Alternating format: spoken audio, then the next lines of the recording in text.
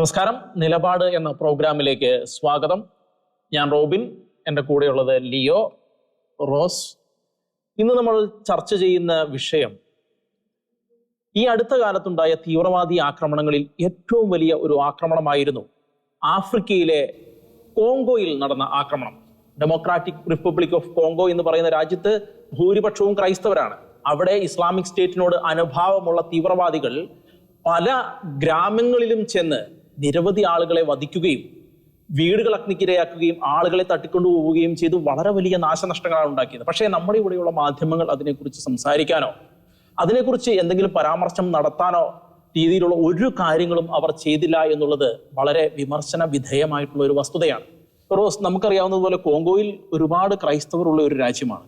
അവിടെ തീവ്രവാദികൾ വളരെ വളരെ ചുരുക്കം കുറച്ച് ഒരു പെർസെൻറ്റേജ് മാത്രമാണ് അവിടെ ആ വിഭാഗത്തിൽ, തീവ്രവാദ വിഭാഗത്തിൽപ്പെട്ട ആളുകളുള്ളത്.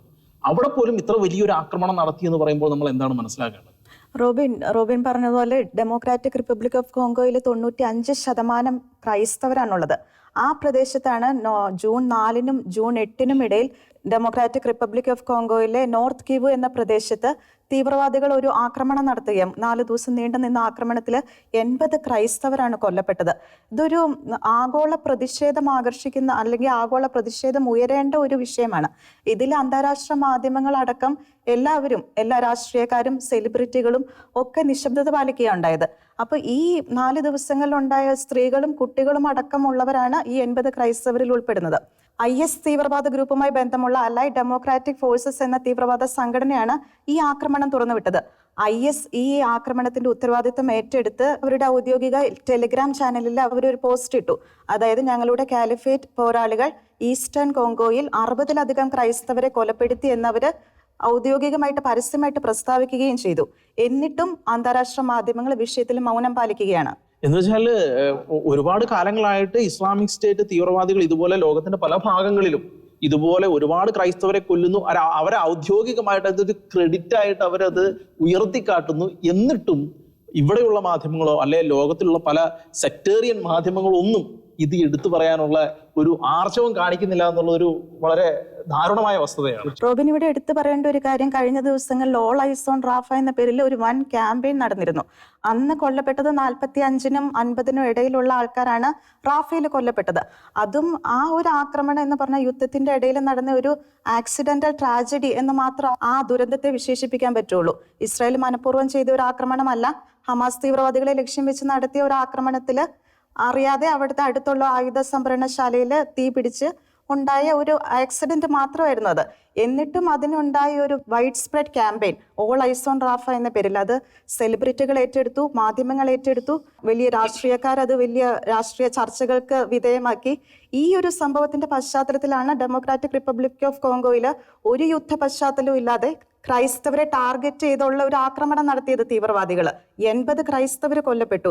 ഇത്ര ന്യൂമറസ് ആയിട്ടൊരു മാസീവ് സ്കെയിലിൽ ഒരു മാസക്കർ തന്നെ സംഭവിച്ചിട്ട് അന്താരാഷ്ട്ര മാധ്യമങ്ങൾ മൗനം പാലിക്കുകയാണ്. എന്ന് വെച്ചാൽ അവര് തന്നെ എടുത്തു പറയുന്നു, ഞങ്ങൾ ഇത് കൊന്നു എന്ന് പറഞ്ഞത് ആഘോഷിക്കുന്നു. എന്നിട്ടും മാധ്യമങ്ങൾ അതിനെ ഒന്ന് വിലയിരുത്താനോ അതിനെക്കുറിച്ച് സംസാരിക്കാനോ തയ്യാറാകുന്നില്ല. എന്ന് വെച്ചാൽ നമുക്ക് ഇപ്പോൾ ഓൾ ഐസ് ഓൺ റാഫ എന്ന് പറയുമ്പോൾ തന്നെ നമുക്കറിയാം, ഇസ്രായേലില് ഒരുപാട് കാലങ്ങളായി അവർക്ക് ഒരു സ്വൈര്യം പോലും കൊടുക്കാതെ നിരന്തരം മിസൈൽ അയച്ചുകൊണ്ടിരുന്ന് അങ്ങനെ പ്രകോപിപ്പിച്ച് ഇസ്രായേലിനെ കൊണ്ട് ആക്രമണം നടത്തിപ്പിച്ചിട്ട് ശേഷം കരയുന്ന ഒരു വസ്തുത ഒരുപക്ഷെ ലിയോയ്ക്ക് അതിനെ ഏറ്റവും വ്യക്തമായിട്ട് വിലയിരുത്താൻ കഴിയും. കാരണം ലിയോ ഇസ്രായേലിൽ ഉണ്ടായിരുന്ന ഒരു വ്യക്തിയാണ്. തീർച്ചയായിട്ടും ഇസ്രായേലിൽ ജീവിച്ച ഒരാളാണ്. 10 വർഷം ഞാൻ ഇസ്രായേലിൽ ജോലി ചെയ്തു. അപ്പോൾ അതിൻ്റെ വെളിച്ചത്തിൽ നമുക്ക് ഇവിടെ ഇസ്രായേലിന് പുറത്ത് നമ്മൾ കേൾക്കുന്ന വാർത്തകളല്ല ശരിക്കും പറഞ്ഞാൽ അവിടുത്തെ യാഥാർത്ഥ്യങ്ങൾ. ഇസ്രായേലിൽ ഉള്ള ആളുകളെ നമുക്കറിയാം, ലോകത്തിലെ ഏറ്റവും സന്തോഷമുള്ള രാജ്യങ്ങളിൽ ആദ്യ 10 ഇടമുള്ള രാജ്യമാണ് ഇസ്രായേൽ. നമ്മുടെ രാജ്യമായാലും അല്ലെങ്കിൽ മറ്റ് സാമ്പത്തികമായി ഒത്തിരി വളർച്ചയിൽ നിൽക്കുന്ന രാജ്യങ്ങൾ എത്രത്തോളം ആ നിലയിൽ സന്തോഷകരമായി മുന്നോട്ട് പോകുന്നതെന്ന് നമ്മൾ ആലോചിക്കണം. പക്ഷെ നമ്മൾ ചിന്തിക്കുമ്പോൾ എപ്പോഴും യുദ്ധമാണ്, പ്രശ്നങ്ങളാണ്, തീവ്രവാദി ആക്രമണങ്ങൾ.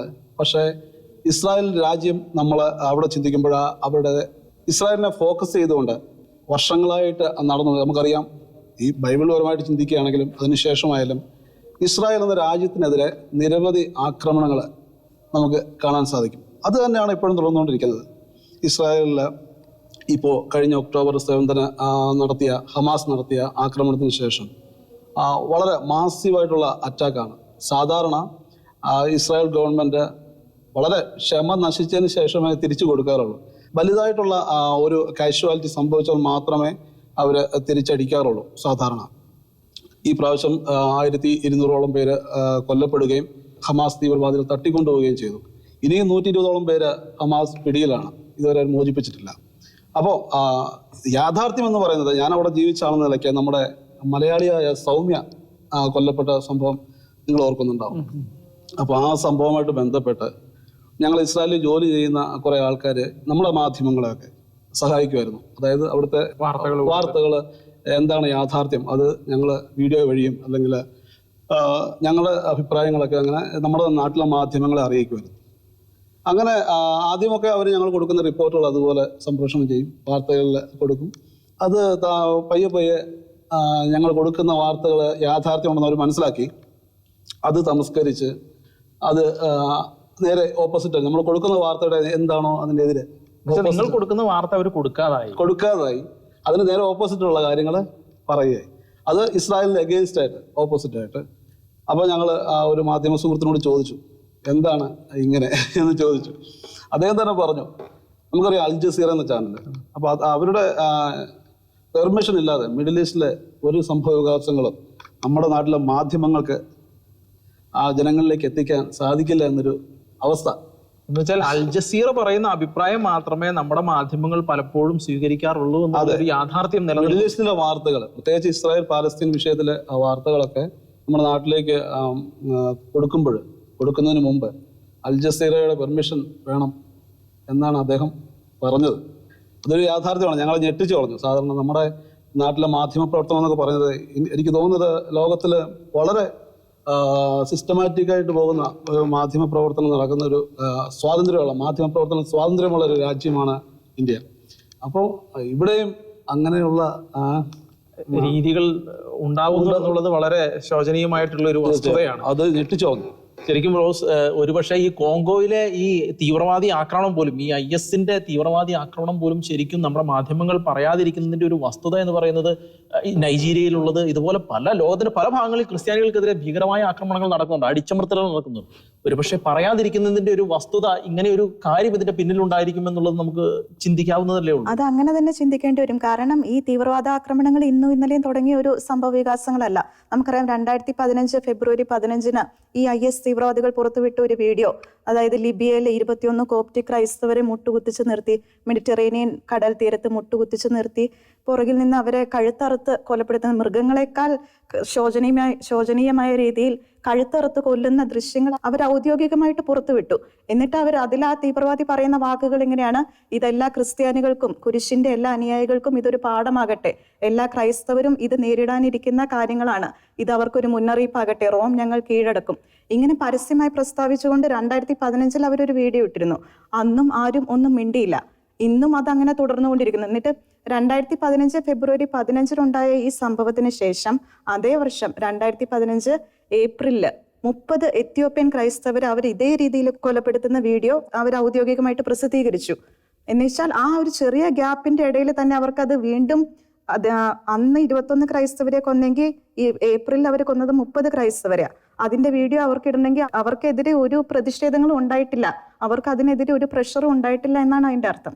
ഓക്കെ, എന്ന് വെച്ചാല് ആഫ്രിക്കയിൽ നിരന്തരമായി ഇതുപോലുള്ള IS-ന്റെ അനുഭാവമുള്ള ആക്രമണങ്ങൾ നിരന്തരമായി ക്രിസ്ത്യൻ മിഷണറിമാർക്ക് നേരെയും ക്രിസ്ത്യാനികൾക്ക് നേരെയും നടന്നുകൊണ്ടിരിക്കുകയാണ്. ഒരു രീതിയിൽ പറഞ്ഞാൽ ആഫ്രിക്കയിലെ ഒരുപാട് ആക്രമണങ്ങളിൽ ഒന്നാണ് ഇപ്പോൾ സംഭവിച്ച ഈ കോങ്കോയിൽ സംഭവിച്ച ഒരു ആക്രമണം എന്ന് പറയുന്നത്.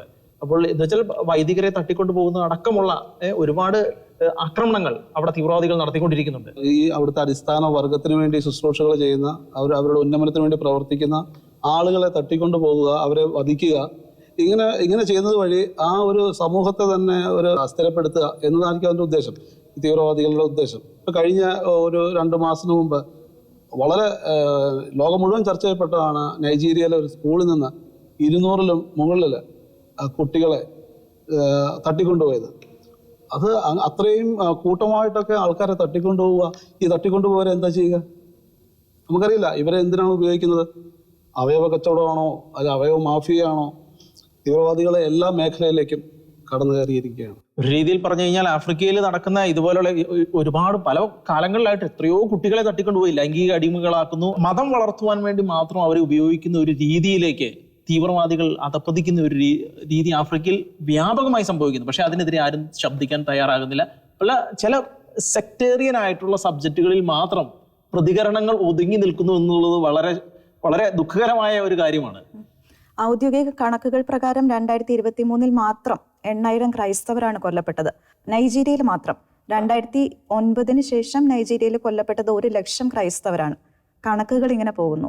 എന്ന് വെച്ചാൽ ലോകത്തിന്റെ പല ഭാഗങ്ങളിൽ ഇപ്പൊ കോങ്കോയിൽ നടന്ന ഈ തീവ്രവാദി ആക്രമണം അടക്കം എത്രയോ ആയിരക്കണക്കിന് ക്രിസ്ത്യാനികളെയാണ് തീവ്രവാദികൾ പരസ്യമായി എല്ലാവരും കാണുക പരസ്യമായി ക്രൂരമായി കൊല ചെയ്ത് തള്ളുന്നത് എന്നുള്ളതാണ് നമ്മൾ ഇതിൽ നിന്നെല്ലാം കാണുന്നത്. പക്ഷേ ഇത്രയും കാലങ്ങളായിട്ടും ചില സ്വന്തം രാഷ്ട്രീയ താല്പര്യങ്ങൾക്ക്, സ്വാർത്ഥ താല്പര്യങ്ങൾക്ക് അനുസരിച്ച് ആ തുലാസിൽ തൂക്കി മാത്രം സത്യത്തെയും നീതിയെയും അളന്നു മാറ്റി അതിനെതിരെ മാത്രം പ്രതികരിക്കുകയും ചെയ്യുന്ന ചില രാഷ്ട്രീയക്കാർക്കെതിരെയും ചില പ്രത്യേക വിഭാഗത്തിൽപ്പെട്ട ആളുകൾക്കെതിരെയും ഞങ്ങളുടെ നിലപാട് തുറന്നു പറയാതിരിക്കാൻ ഞങ്ങൾക്ക് കഴിയില്ല എന്നുള്ള വസ്തുത ഞങ്ങൾ വീണ്ടും ആവർത്തിക്കുകയാണ്. മറ്റൊരു വിഷയത്തിലെ നിലപാടുമായി നാളെ ഇതേ സമയം.